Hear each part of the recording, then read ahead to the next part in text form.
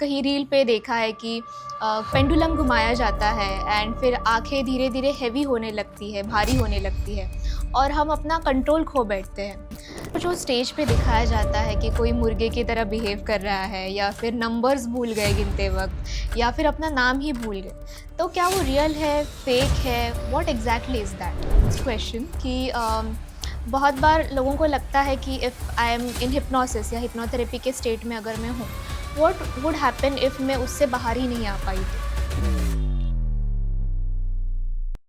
तो फिर क्या हिप्नोथेरेपी सबके लिए है? Not at all. Not every person can undergo hypnotherapy. So memories can remain but they will not affect So one more thing I'd like to add is कि hypnotherapy में usually people have this notion कि hypnosis में हम memories को उड़ाने वाले हैं, erase करने वाले हैं, तो लोग डर जाते हैं. But that is not true at all. So as humans, all of us hold certain beliefs. हमारी दुनिया हमारे belief system पर ही चलती है, correct? तो self beliefs भी वैसे ही develop होते हैं. Self beliefs develop होते हैं through our experiences, our relationships, feedbacks. And importantly हमारा माइंड उसे कैसे, उस एक्सपीरियंस को इंटरप्रेट कैसे करता है. सो अगर मैंने किसी क्लाइंट को हिप्नोसिस में डाला है ड्यूरिंग थेरेपी, अगर वो किसी तरह का डिस्कम्फर्ट फील कर रहे हैं या उन्हें किसी बात का डर लग रहा है या वो कोई बात कम्युनिकेट करना चाहते हैं या वो सेशन स्टॉप करना चाहते हैं, तो ये सारा कंट्रोल उनके पास है. बहुत बार ऐसे होता है कि लोगों को लगता है कि हिप्नोसिस के ड्यूरिंग मेरे सीक्रेट्स बाहर आ जाएंगे या फिर मेरा पासवर्ड पता चल जाएगा. तो क्लिनिकल हिप्नोथेरेपी या हिप्नोसिस में एक्चुअली ऐसा हो सकता है? बिल्कुल भी नहीं, ऐसा नहीं होता है. आप वही शेयर करेंगे जो आप करना चाहते हैं, तो you have all the control during hypnotherapy. Okay, thank God मेरे पासवर्ड्स और सीक्रेट सेफ है फुल्ली. हिप्नोथेरेपी ऐसे सिचुएशन में ऐसे लोगों को जिनको ओवर थिंकिंग हो रहा है, रात को सो नहीं पा रहे, how can hypnotherapy help them to switch off, like how can it help them? So hypnotherapy जो होता है या हिप्नोसिस का स्टेट होता है, simply put it is the state of focused attention and relaxation. Counselling के दौरान हमारा कॉन्शियस माइंड ज़्यादा एक्टिव रहता है. कॉन्शियस माइंड हमारा लॉजिकल माइंड होता है या तो हम उसे जागरूक मन कहते हैं. लेकिन हिप्नोथेरेपी में हमारा सबकॉन्शियस माइंड एक्टिवेट हो जाता है. सो इट डजेंट मीन कि हिप्नोथेरेपी के स्टेट में हमारा कॉन्शियसनेस इरेज हो जाता है या मेमोरी इरेज हो जाती है. आजकल इंटरनेट पर हर दूसरी चीज़ के साथ वर्ड जुड़ा रहता है कि इट्स साइंटिफिकली प्रूवन. तो क्या हिप्नोथेरेपी को साइंस बैक कुछ एविडेंस है या फिर ये जस्ट एक ऑल्टरनेटिव थेरेपी है? नमस्कार एवरीवन, आज हम एक ऐसे टॉपिक के बारे में बात करने वाले हैं जिसके बारे में ऑलमोस्ट सब ने सुना है पर समझा बहुत कम लोगों ने है, एंड दैट इज़ हिप्नोसिस. क्या हिप्नोथेरेपी में कोई इंसान अपना कंट्रोल खो बैठ सकता है या फिर हिप्नोथेरेपी में अपने सीक्रेट्स बुलवाए जा सकते हैं या फिर हम हिप्नोथेरेपी में फंस सकते हैं? और सबसे इम्पॉर्टेंट सवाल, हिप्नोथेरेपी होता क्या है? सो आज हम हिप्नोथेरेपी के मिथ्स और रियलिटी समझने की कोशिश करेंगे. और आज मेरे साथ है मनप्रभा वेलनेस क्लिनिक के psychologist and hypnotherapist miss rakhi. Welcome miss rakhi. Thank you so much ma'am. Yes, so rakhi ma'am, बहुत सारे क्वेश्चंस हैं हिप्नोथेरेपी और हिप्नोसिस को लेके. तो पहला क्वेश्चन यही आता है कि बहुत बार हमने मूवीज़ में या हमने बहुत बार कहीं रील पे देखा है कि पेंडुलम घुमाया जाता है एंड फिर आंखें धीरे धीरे हैवी होने लगती है, भारी होने लगती है और हम अपना कंट्रोल खो बैठते हैं. तो क्या ये सच में रियलिटी में ऐसे ही होता है या फिर हिप्नोथेरेपी या हिप्नोसिस इससे कुछ अलग है? सो हिप्नोसिस को लेके काफ़ी सारे मिथ्स हैं, लोगों के माइंड में डाउट्स बहुत सारे रहते हैं. बट इन रियलिटी हिप्नोसिस का जो स्टेट होता है वो कोई सुपर नेचुरल या कोई स्ट्रेन स्टेट ऑफ माइंड नहीं होता है, right. It is something that we experience on a daily basis. उसके सिमिलर स्टेट्स हम एवरी डे अपने लाइफ में एवरी इंडिविजुअल वो एक्सपीरियंस करता है. जैसे कि एग्जाम्पल के तौर पर अगर आप ड्राइव करते हैं, आपका फोकस ड्राइविंग पर रहता है, आपका फोकस रोड्स पर रहता है, करेक्ट. और आप ड्राइव करते करते उस ड्राइविंग पर इन्वॉल्व हो जाते हैं, करेक्ट. इन्वॉल्व होते हैं but you are not unconscious in that state of mind. You are aware, you are in control, correct. And जब आप डेस्टिनेशन पर पहुंच जाते हैं तब आपको रियलाइज़ होता है कि ओह मैं पहुंच गई हूँ, right. So you are very much in control, you are very much in awareness. So hypnotherapy जो होता है या हिप्नोसिस का स्टेट होता है, simply put it is the state of focused attention and relaxation. Okay, लेकिन ये जो हिप्नोसिस या थेरेपी का जो स्टेट है, सो क्या ये एक मिस्टीरियस स्टेट है जो सिर्फ थेरेपिस्ट ही कर पाते हैं या फिर ये कोई भी कर सकता है? सो हिप्नोसिस का जो स्टेट होता है उसे इंड्यूस किया जाता है, जिसके लिए practitioners are trained and it's a very very safe thing to do. Okay, तो सिंस यू मेंशन कि हम फुली अवेयर रहते हैं हिप्नोथेरेपी या हिप्नोसिस में, तो how is hypnotherapy different from counselling? So counselling and hypnotherapy usually हम therapeutic settings में कंबाइन करते हैं. So it is important to understand कि ह्यूमन माइंड्स के 2 पार्ट्स होते हैं, एक कॉन्शियस होता है और एक सबकॉन्शियस होता है. काउंसलिंग के दौरान हमारा कॉन्शियस माइंड ज़्यादा एक्टिव रहता है. कॉन्शियस माइंड हमारा लॉजिकल माइंड होता है, या तो हम उसे जागरूक मन कहते हैं. लेकिन हिप्नोथेरेपी में हमारा सबकॉन्शियस माइंड एक्टिवेट हो जाता है. सो इट डजेंट मीन कि हिप्नोथेरेपी के स्टेट में हमारा कॉन्शियसनेस इरेज हो जाता है या मेमोरी इरेज हो जाती है.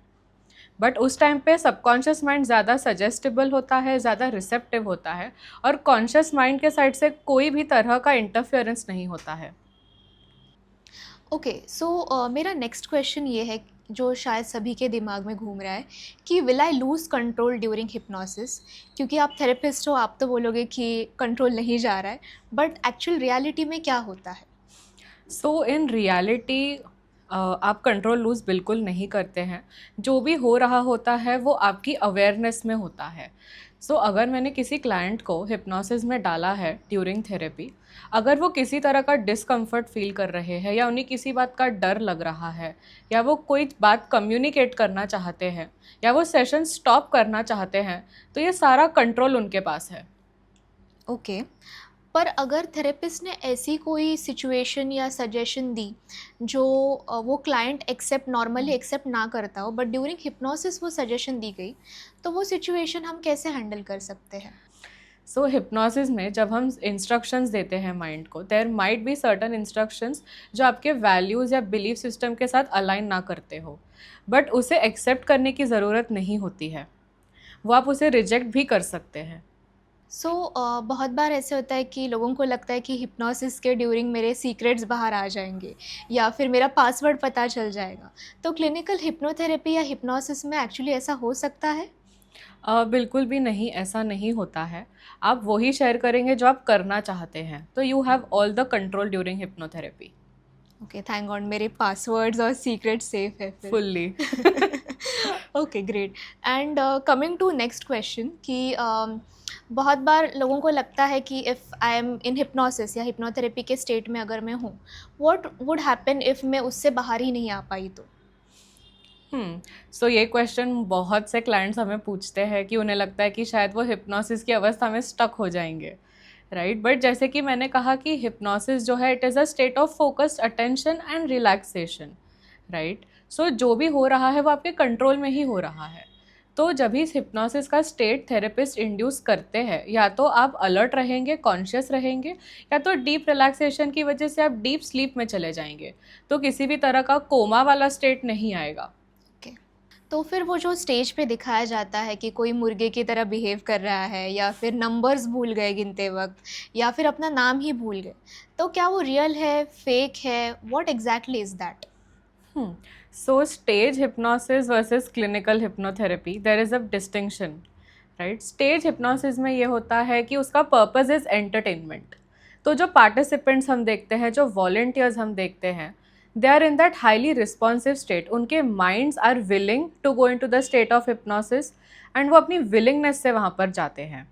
But in the case of clinical hypnotherapy, it is very very different. And it is because it is in a clinical setting, in a therapeutic setting, जो हम क्लाइंट के वेल बीइंग के लिए करते हैं, वहाँ पर कंसेंट, कॉन्फिडेंशियलिटी एंड असेसमेंट होता है.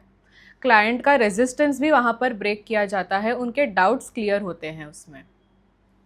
Great, thank you Rakhi ma'am for explaining that beautifully. क्योंकि बहुत वर्ड सेम है hypnosis, but the context and purpose is totally different. Absolutely. So हम ऑफन कैजुअली बोलते हैं कि स्ट्रेस मत लो, आप बीमार पड़ जाओगे. तो क्या इमोशंस सच में हमारे बॉडी पे ऐसे नेगेटिवली अफेक्ट कर सकते हैं? मतलब कोई अनरिजॉल्व स्ट्रेस है, तो वो हमारे फिजिकल सिम्टम्स में भी अफेक्ट कर सकता है? हमारी माइंड एंड बॉडी कनेक्टेड है। सो हमारे साइकोलॉजिकल स्ट्रेस का असर हमारे फिजिकल बॉडी पर पड़ेगा ही पड़ेगा।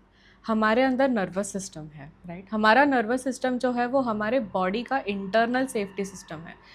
Think of it like a security guard inside us that is trying to protect us from any threat और एनी डेंजर। जब भी हम किसी भी तरह के स्ट्रेस में होते हैं, and when it is chronic prolong period of stress होता है, तब हमारे अंदर का सिक्योरिटी सिस्टम यानी कि हमारा नर्वस सिस्टम वो अलर्ट मोड पे चला जाता है और वो थ्रेट सिग्नल्स एक्टिवेट करता है, जिसके कारण हमें बहुत बार हमें पैल्पिटेशंस फील होती है, स्लीप डिस्टर्बेंसेस आती है, ओवर थिंकिंग होती है, ब्रीदिंग पैटर्न में चेंजेस आते हैं। तो ये माइंड बॉडी कनेक्शन को लेके ही मेरा अगला सवाल है कि बहुत बार लोग बोलते हैं कि मुझे सीवियर बैक पेन है या फिर कुछ सिम्टम्स उन्हें लग रहे हैं कि ये इशू मुझे हो रहा है, पर जब वो रिपोर्ट्स करवाने जाते हैं तो रिपोर्ट्स एकदम नॉर्मल रहते हैं। तो ऐसे सिचुएशन में लोग कैसे मदद लें? सो फिज़िकली जब हम कोई सिम्टम फील करते हैं, इट इज़ प्रैक्टिकल कि आप पहले जाके असेसमेंट्स करवाइए, इवैल्यूएशन करवाइए, अपने जनरल फिजिशियन से मिल के आइए, उनके पास जाके इवैल्यूएशन असेसमेंट्स पूरी तरह से चेकअप करवाने के बाद अगर उनका कहना है कि कोई इमोशनल फैक्टर या साइकोलॉजिकल फैक्टर्स इन्वॉल्व है, तभी हम जाके थेरेप्यूटिक इंटरवेंशंस का यूज़ कर सकते हैं, जैसे कि हिप्नोथेरेपी, सीबीटी। तो हिप्नोथेरेपी जो है वो बहुत ही ज़्यादा हेल्पफुल होता है एज अ सपोर्टिव थेरेपी, क्योंकि जो हम एवरी डे अपने बॉडी में फील कर रहे हैं, जैसे मसल पेन, ब्रीदिंग पैटर्न में चेंजेस आना, कॉन्स्टेंट हेडेक, या लोगों को माइग्रेन्स होते हैं, पेट में दर्द होना, तो उसे हम झुठला नहीं सकते क्योंकि वो every day we are living with it. So it is better to get a assessment done before. Definitely, and I think not every problem should be treated कि ये सिर्फ तुम्हारे दिमाग में है। और absolutely. And not every problem कि इसका हम किसी ट्रॉमा के या फिजिकल सिम्टम से रिलेट कर रहे हैं, so you have to balance both the things. Both, absolutely. आजकल इंटरनेट पे हर दूसरी चीज़ के साथ वर्ड जुड़ा रहता है कि इट्स साइंटिफिकली प्रूवन। तो क्या हिप्नोथेरेपी को साइंस बैक्ड कुछ एविडेंस है या फिर ये जस्ट एक ऑल्टरनेटिव थेरेपी है? Hypnotherapy does have clinical evidence, clinical research की गई है। सो ब्रेन इमेजिंग स्टडीज़ में हिप्नोसिस के दौरान एक पर्सन का फोकस, अटेंशन, कॉग्निटिव फंक्शनिंग में मेजरेबल चेंजेस ऑब्जर्व की गई है। ओके। साथ ही clinical hypnotherapy can be used as an intervention for IBS, for anxiety, for mood disorders, emotional disturbances. So clinical research has been backed up for that as well. Okay, तो फिर क्या hypnotherapy सबके लिए है? Not at all. Not every person can undergo hypnotherapy. It is important कि हम पहले client का डायग्नोसिस करें, फिर साइकोलॉजिकल असेसमेंट्स ले, उसके बाद थेरेपिस्ट डिसाइड करते हैं whether that client is suitable for undergoing hypnotherapy or not. Because every person is different, every person's mind is very different. Yes, that is very important to know. तो मेरा अगला सवाल ये है कि आजकल हम कॉमन एक फ्रेज़ देखते हैं कि बहुत लोग बोलते हैं कि मुझे रात को ओवर थिंकिंग हो रही है, मेरा दिमाग बंद ही नहीं हो रहा है, अरे इसने मुझे ऐसा क्यों बोला। We start over analysing things, we can not sleep, तो हमें एंग्जाइटी उससे होती है, ओवर थिंकिंग होता है। तो ये सब क्यों हो रहा है और इसमें हिप्नोथेरेपी हमारी हेल्प कैसे कर सकता है? सो सबसे पहली बात तो ये है कि बहुत से लोग एंग्जाइटी को, वो बहुत ओवर थिंकिंग हो रही है, मुझे बहुत नेगेटिव थॉट्स आ रहे हैं, ये करके ओवर सिंप्लीफाई कर देते हैं, which is very very wrong. Anxiety is something जो आप हर रोज़ अपने शरीर में फील करते हैं, एंड वो फीलिंग बहुत ही अनशेकेबल होती है, राइट? एक पर्सन को लगता है कि कुछ ना कुछ उनके साथ होने वाला है। It's like a feeling of impending Doom, जैसे कि दे आर एट थ्रेट, जबकि कोई रियल थ्रेट होता नहीं है। कॉन्स्टेंटली उनका माइंड एक वरीसम स्टेज में रहता है, एक डर में रहता है। तो हिप्नोथेरेपी में हम इस पूरे रिएक्शन को काम डाउन कर सकते हैं। एंग्जाइटी का जो इंटेंसिटी है उसे पूरी तरह से रिड्यूस किया जा सकता है। Right, but what about panic attacks? क्योंकि logically person knows that they are safe, but body is still reacting कि स्वेटिंग हो रही है, पैल्पिटेशंस हो रहे हैं, ब्रेथलेसनेस लग रहा है, तो why is that? So when a person is experiencing a panic attack, nervous system का थ्रेट रिस्पॉन्स वहाँ पर एक्टिवेट हो जाता है। थ्रेट रिस्पॉन्स एक्टिवेट हो जाता है तो बॉडी को लगता है कि वो डेंजर में है। इस वजह से ब्रीदिंग पैटर्न में चेंजेस आना, कई बार लोगों को चक्कर आते हैं, ब्रेथलेसनेस फील होती है, राइट, चेस्ट पेन होना, पेट में दर्द होना, ये सब फील होता है। सो पैनिक अटैक्स जब आते हैं तब एक पर्सन को हम हिप्नोथेरेपी में जब हम रिलैक्स करते हैं फोकस्ड अटेंशन के साथ, रिलैक्सेशन के साथ, गाइडेड इमेजरी के साथ, पैनिक अटैक्स की इंटेंसिटी रिड्यूस कर सकते हैं और पैनिक अटैक्स को कम्प्लीटली स्टॉप भी कर सकते हैं। सो अभी हम चाइल्डहुड पे आते हैं कि आजकल इंटरनेट पे हम देखते हैं कि कुछ भी हो तो it's because of your childhood trauma. तो कभी कभी ऐसा लगता है कि लेट रिप्लाई का रीज़न भी अब ये चाइल्डहुड ट्रॉमा ही बता देंगे। But jokes apart, genuinely speaking, कि क्या चाइल्डहुड सच में हमारे प्रेजेंट को इस वे में अफेक्ट कर सकता है? Childhood is a very important phase of our life. Development के लिए हमारा चाइल्डहुड बहुत ही ज़्यादा इंपॉर्टेंट रोल प्ले करता है, क्योंकि चाइल्डहुड में रिलेशनशिप्स क्या होते हैं, ट्रस्ट क्या होता है, सेफ्टी क्या होती है, हम वो तब एक्सप्लोर कर रहे होते हैं, हमारा माइंड तब सीख रहा होता है, हमारा बिलीफ सिस्टम चाइल्डहुड में फॉर्म होना स्टार्ट हो जाता है। Correct. If there is a child जो कॉन्स्टेंटली क्रिटिसिज्म गो थ्रू कर रहा है, रिजेक्शन है, शेम है, इमोशनल डिस्टर्बेंसेस है, इंस्टेबिलिटी वो एक्सपीरियंस कर रहा है, तो ये सारे चीज़ों का असर उनके लाइफ में पड़ेगा ही पड़ेगा। इन द फ्यूचर वो उनके रिलेशनशिप्स, उनके वर्क लाइफ में, उनके फ्रेंडशिप्स में रिफ्लेक्ट करेगा। या दैट्स इम्पॉर्टेंट, क्योंकि बहुत बार ऐसा होता है कि ट्रॉमा ना होकर भी लोग बोलते हैं कि वो ट्रॉमा से रिलेट करना चाहते हैं और they say that they have trauma. So I think that is very important. Yes, because many people who are going through difficulty in life, challenging phases आते हैं लाइफ में, बट वो फेज़ आपके चाइल्डहुड से लिंक्ड हो ये भी ज़रूरी नहीं है। तो डायरेक्ट कंक्लूजन पर हम नहीं आ सकते कि जो आप करंटली गो थ्रू कर रहे हो, if it is a challenge और a stressful situation, it could be directly linked to your childhood. That is not true. Right. And what about heart break, rejection या फिर ग्रीफ हो या abandonment हो, कि वो मेमोरीज रहती है एंड वो इंसिडेंट ख़त्म हुआ रहता है but still that memories keep replaying and that disturb our present life. तो वो सिचुएशन को हिप्नोथेरेपी हमें कैसे हेल्प हो सकती है? So this is a very common phenomena जो हम देखते हैं। लॉजिकली कॉन्शियसली आपको पता है कि आपका पास जा चुका है, maybe it is been a year और more than a year, 2 years, 3 years, but some people are still stuck in their past, क्योंकि वो अनरिजॉल्व इमोशंस होते हैं उनके अंदर पास्ट को लेके, जो फुल्ली वो लेट गो नहीं हुए होते हैं। इस वजह से कॉन्स्टेंटली उनका नर्वस सिस्टम अलर्ट मोड में रहता है। तो हिप्नोथेरेपी में हम ये करते हैं कि उनके पास्ट के जो अनरिजॉल्व इमोशंस है, अनरिजॉल्व पैटर्न्स है, उन्हें हम पूरी तरह से न्यूट्रल कर देते हैं। तो वो जो पेनफुल फीलिंग्स है, पेनफुल मेमोरीज है, वो उनके माइंड से, बॉडी से न्यूट्रल हो जाती है। तो अगर भी आपको फ्लैशबैक आ रहा होता है, you are not stuck in the past, वो आपको ट्रिगर नहीं करेंगे। It will be easier for you to move on with it. Right. So memories can remain, but they will not affect us. Not at all. Also one more thing I'd like to add is कि hypnotherapy में usually people have this notion कि hypnosis में हम memories को उड़ाने वाले हैं, erase करने वाले हैं, तो लोग डर जाते हैं, but that is not true at all. हम हिप्नोसिस में उन इमोशंस को, मेमोरीज को न्यूट्रल कर देते हैं ताकि वो पर्सन ट्रिगर होते ना रहे, they can move ahead in life. Okay. So एक बहुत कॉमन क्वेश्चन है कि रात के 11 बजे आई डिसाइड कि मैं जल्दी सोऊंगी।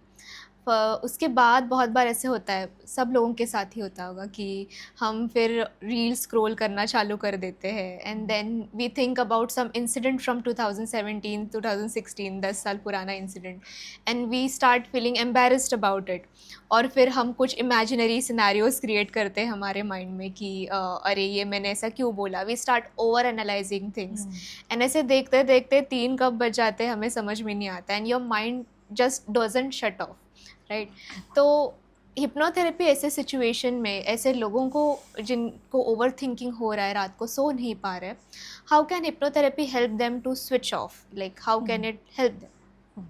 सो व्हेन अभी जो आपने सिचुएशन डिस्क्राइब की है, right, everyday a person is deciding कि आज मुझे 11 बजे सो जाना है, बट ऐसे होते होते होते होते 2-3 बज जाते हैं, देन इट्स लाइक कि oh my god I am still awake. Correct. मतलब उनका माइंड जो है, उनका नर्वस सिस्टम है, वो कॉन्स्टेंट स्टेट ऑफ अलर्टनेस में है। Right. Correct. So hypnotherapy can help the mind and the nervous system to switch from alertness to rest. That is very very helpful. अगर वो anxiety stress से related हो तो. But अगर किसी person को स्लीप डिसऑर्डर्स इसी वजह से हो रहे हैं, जैसे कोई अंडरलाइंग मेडिकल कंडीशन है या कोई मेडिसिन्स ले रहे हैं या उनका वर्क एंड पर्सनल लाइफ में बैलेंस नहीं है या लाइफस्टाइल फैक्टर्स हैं, उनके ईटिंग हैबिट्स उनके वैसे हैं, तो फिर हमें उस पर we have to reflect on that as well. Right, we need to do a proper assessment. Assessment is very important. It's the Definitely. first step. Yes. तो कोई भी एक रील से खुद को असेस ना कर ले कि मुझे sleep disorder. Please do not do that to yourself Yes. at all. Okay, so I find this very interesting कि बहुत बार हम ऐसे लोगों से मिलते हैं जो काफ़ी इंटेलिजेंट है, केपेबल है, they are they have everything, but every one around them also knows कि ये अच्छे हैं, but they themselves don't feel good enough. They are not believing कि वो कर सकते हैं या वो इंटेलिजेंट है या वो केपेबल है. So where does this believes come from and why does this happen? So as humans, all of us hold certain beliefs. हमारी दुनिया हमारे बिलीफ सिस्टम पर ही चलती है. करेक्ट. तो सेल्फ बिलीव्स भी वैसे ही डेवलप होते हैं. सेल्फ बिलीव्स डेवलप होते हैं through our experiences, our relationships, feedbacks, and importantly हमारा माइंड उसे कैसे, उस एक्सपीरियंस को इंटरप्रेट कैसे करता है. फॉर एग्जाम्पल, एक ऑफिस सेटिंग में एक बॉस ने 2 एम्प्लॉयज़ को एक फीडबैक दिया है. उसमें से एक एम्प्लॉय ने उस फीडबैक को थोड़ा क्रिटिकली ले लिया. यानी कि अगर वो बॉस ने उनको बोला कि आपको इस स्पेसिफिक एस्पेक्ट में काम करना चाहिए, you should work harder on this, तो वो पर्सन अगर उसे क्रिटिकली ले ले, उनका माइंड उसे क्रिटिकली इंटरप्रेट कर ले, तो उनके माइंड में थॉट्स आएंगे, फीलिंग्स आएंगे कि oh I am not good enough, oh I am a disappointment, मुझसे कुछ होता ही नहीं है, मैं कोई काम का नहीं हूँ. But there is another person also, उनका माइंड दूसरे वे में सोच सकता है, उसे इंटरप्रेट करेगा कि oh this is my grey area, इसको मैं स्ट्रेंथ कैसे बना सकता हूँ, how can I work on it, how can I get much better than this. तो how our brain interpret certain situations, feedbacks, वो बहुत ही ज़्यादा इंपॉर्टेंट है और उसी से ही हमारे बिलीफ सिस्टम फॉर्मेशन होती है. Right, so even when these beliefs are not evidently true. Yes, Okay. yes, that is true, because अगर आप देखते हैं किसी पर्सन को आप बोलेंगे कि oh it doesn't look like you are not good enough, आप में बहुत काबिलियत है, बट अगेन वो पर्सन ने उसको फील किया है उस सिचुएशन में, तो फिर से हम वो फीलिंग को डिनाई नहीं कर सकते लॉजिक के थ्रू. राइट. सो हिप्नोथेरेपी क्या करता है कि उस फीलिंग को न्यूट्रल करके पॉजिटिव बिलीफ सिस्टम उसमें इंस्टिल करता है. तो वो पॉजिटिव बिलीफ सिस्टम जब आ जाता है तो वो पर्सन को, माइंड को डायरेक्शन मिल जाती है उसके बाद, तो वो उस वे में सोचना शुरू कर देता है. So it's a different way of looking at our selves. Okay, so we are towards end of this podcast, and we have spoken almost about everything, the myths, science, anxiety, confidence, beliefs, but without revealing the identity या personal details. One आपके client की journey, real incident journey जो आपके साथ रही हो, that made you thought or think कि human mind can be so powerful.